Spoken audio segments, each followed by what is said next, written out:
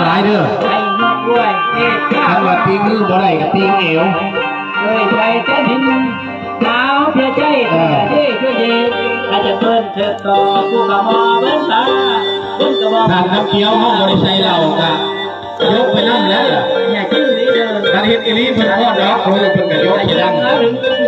บ่มียังดอกพิธีแต่มันมาวันนั่นแหละต้องกินกันยังรวยอาจูตะลุคนหน้าบกกระบ้องสกัดความรังมัดตาเรียนนั่นเธออาเรียงนั่นเด้อปะทุกปะคอยไว้โดยตาเรือนั่งลงเปิดตัวทุ่งตะเท่าตะดีคนพักเวทกระกัดกระบองตะเงียบดองกระกัดที่กันจะพูเลยกันกล้วยดิ้นตัวกระโมฝากไปโคนเธอปั้นเจ้าโอ้โหโอ้โหโอ้โหโอ้โหแต่นัวในจะไปใช้กระบอกให้ฝ่ายสมัครปิดกับอ่อนปิดกับตาแผ่นหนักจะตะเพกระบอก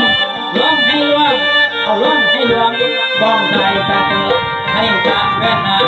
ตะเดากระนังอันนี้จึงทำกับเจ้ากระบ้องปะหนไอ้สุดดีคนเน่าแต่เพ่งโหปาติโทเนี่ยบนกระบอง